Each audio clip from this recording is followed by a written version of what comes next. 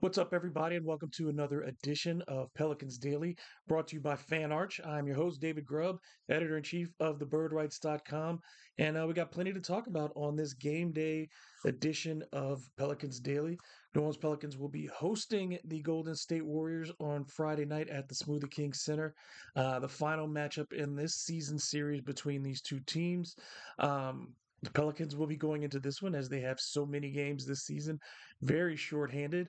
Aside from the usual suspects, Brandon Boston, Herb Jones, Trey Murphy, and DeJounte Murray, who are going to be out. The Pelicans will also be without CJ McCollum. CJ dealing with a right foot contusion, and Zion Williamson, who's still dealing with his lower back contusion. So both of them will be out. It looks more and more like you may not see Zion Williamson in another home game this season, though the Pelicans do have one on Sunday. We'll talk about that a little bit later against the Hornets, and then a couple more at the end of the season after this road trip coming up. But it looks like the Pelicans may just have to go ahead and shut Zion down the way things are going. The Warriors will be getting back Steph Curry. Steph had been out the last two games with a left pelvic contusion of his own, so he had been out. He rarely plays in New Orleans, but he'll be playing in this one. The Warriors do need to continue to pick up wins as they try to fight for position in the Western Conference. The Warriors at 41 and 31 on the season. Um, but other than that, they will be relatively healthy, starting their preferred starting lineup since they traded for Jimmy Butler, um, right before the deadline. The Warriors have already won the first three games of this series. So the Pelicans now are just trying to avoid the sweep, and considering the lineup that they're going to put out on the floor on Friday, it's going to be really hard for them to do so. They have not played the Warriors since November, which is the Pelicans started the season with two games in Golden State right after you had Chicago, you had Portland, and then you had the two games in Golden State that back to back series there. Um, and then they played again in late November um, in New Orleans, and the Warriors won that one. Um, so this will be the final game of that series. Pelicans historically have not done well against the Warriors. Again, if you're going to go out this one with Jose Alvarado, Jordan Hawkins, Keon Brooks, Kelly Olynyk, and Yves Missi, chances are Pelicans probably will not win this ball game. But another day, and another set of trade rumors that we get to pay attention to. Um, what's funny is Zion Williamson. We go from one coast to the other.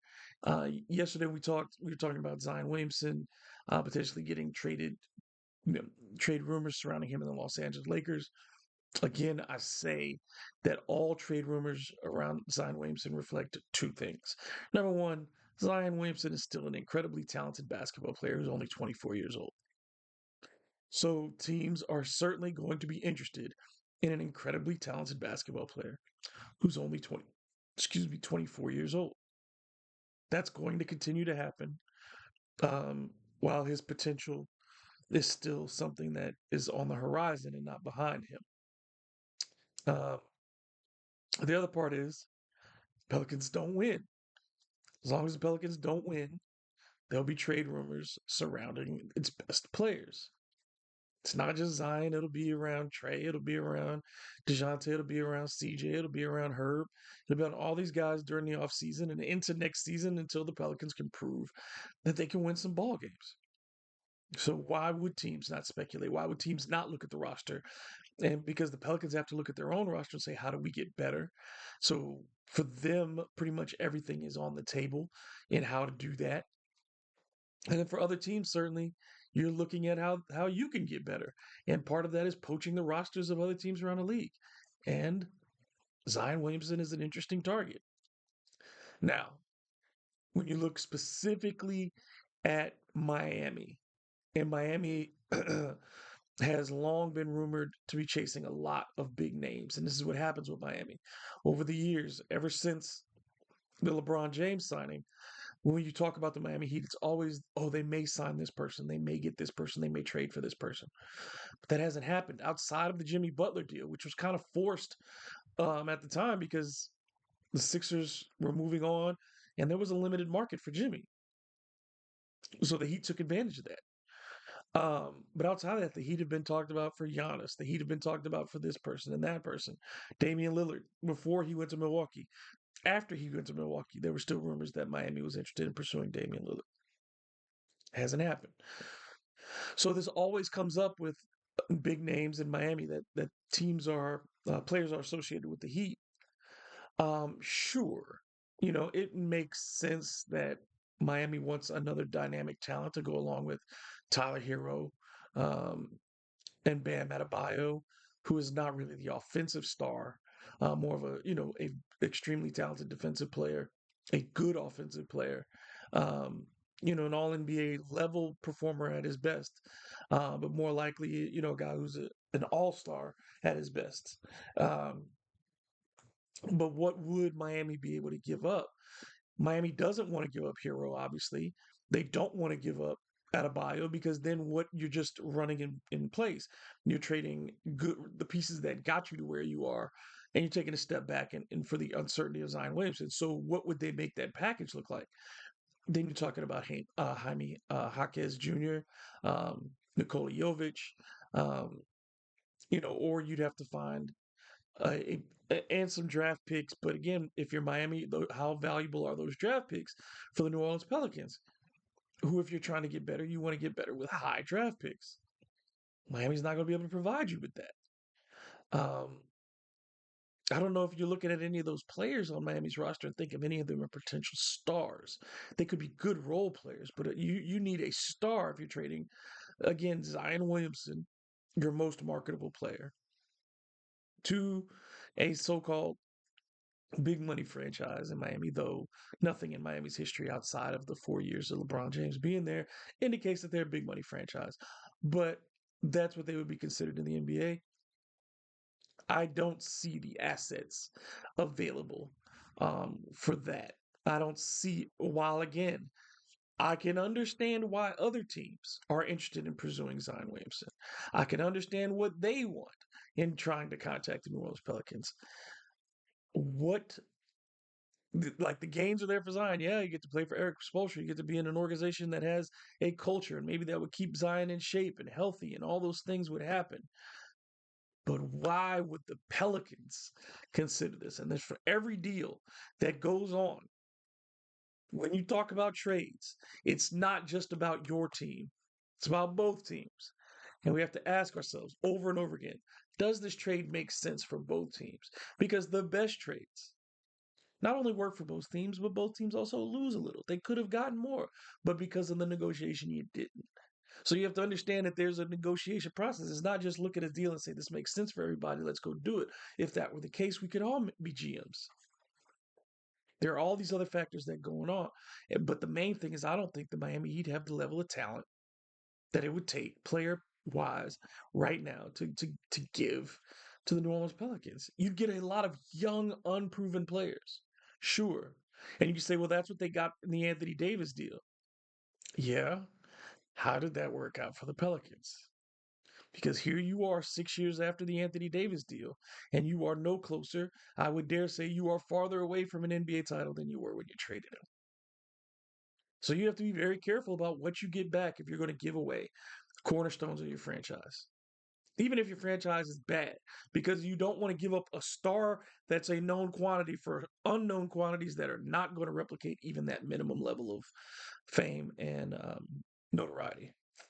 So if the Pelicans lose out on Zion Williamson, it's more than just losing out on a player who's absent. If that's your big critique, a guy who misses games, what you're also missing is relevancy. The Pelicans become significantly less relevant than they already are without Zion Williamson. And that's not good for a franchise either. It's not. You don't want that. All right. It's not great news. It's not the kind of news you want to hear, but in relatively speaking, some good news for Trey Murphy. As we know, he was injured um, diving on the floor against the Detroit Pistons uh, about not even 2 weeks ago now. But he had a torn labrum and a partial tear of his rotator cuff in his right shoulder. and Trey has undergone surgery, and successful surgery to repair the shoulder. Um, the biggest issue again is the rehab and the length of that rehab. The surgery performed in LA, um, and the recovery period, depending on what you go by, it's generally considered between 4 to 6 months. At the 6 month strain, we're talking about October before Trey can get back to work. So um, that means he probably would not be ready for the start of the NBA season. He probably would be coming back to play sometime around November. Um, you know, the Pelicans would do their due diligence in ramping him up and having him ready to compete again. And certainly with Trey being such a vital part of this team and a vital part of the offense in particular, you want to make sure that that shoulder's good to go. But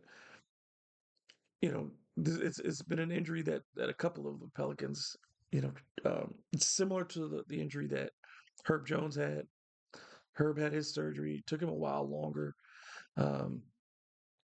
because Herb waited about a month before the diagnosis, the final diagnosis of his shoulder. Um, I think there had been multiple injuries. Obviously, he had the one early in the season, and then the compounded one against the Portland Trailblazers. So it's like two injuries that kind of built up over several months. But then he took another month and had surgery in February. If they're under similar timetables, because it's about a month apart on those surgeries, um, then you'd expect to see both of them back on the court sometime in November. I think that would be a fair estimate for the two of them. But again, it's tough, and it's been said so many times. It's tough to watch Trey, who is having the best season of his young career, who's growing into that role of a potential all-star, and a guy who people wanted to have consideration for most improved player. Maybe he'll get that chance next year, but it's a tough loss for Trey, a tough loss of a season in so many ways for the New Orleans Pelicans, having to watch these players lose seasons of their career, lose seasons of competitiveness. But Trey is probably one of the most beloved homegrown players that the Pelicans have ever had, even in this short time. And we've seen his success already ninth on the all-time scoring list in franchise history. One of only five drafted players, players drafted by the Hornets / Pelicans to be in that top 10. Um, so Trey's certainly setting his mark with the Pelicans. You just wish a speedy recovery for him as he continues to go forward into the future. Finally, um, the other part of the weekend, the Pelicans will host the um, Charlotte Hornets on Sunday. The Hornets currently have 18 wins. Pelicans have 20 wins. Pelicans would love to. Again, you get into that thorny part, where the coaching staff and the players are doing one thing. They are trying to win, and you do not want to change that because I do firmly agree with the idea that you cannot lose your way into winning. Once you tell the players and the coaches that losing is okay, that this year we're going to lose, that this game we're going to lose, that this is the mindset that we have, it's okay. At any point, once you say it's okay at any point, it's okay at every point. Once you can rationalize losing for competitors, then it becomes okay. Organizations have to have different mindsets than players. Organizations have to have different mindsets than players. Organizations need to be focused on the big picture. Players can only be focused on what you can control today. So while we would like to see the Pelicans in the big picture, the best thing for the Pelicans is likely a loss to the Hornets on Sunday. The best thing, I'll say it again so people don't misunderstand where I'm coming from. The best thing, obviously, in the big picture is for the Pelicans to lose to the Hornets and get closer to them and potentially securing better odds for the NBA draft lottery. However, for the players on the court, a chance to compete, a chance to win, for the fans who paid money to sit in that arena, and on the nights when it's bad, it is really bad. You deserve to see your team play and play hard and play like it's trying to win.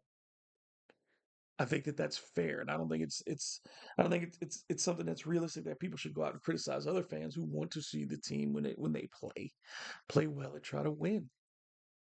Yes, you understand what tanking means for the business of the sport. You understand what it means for the operation of the franchise and potential future of the franchise. You get it, but these are people. That's the main thing. These are people, and we have to remember that.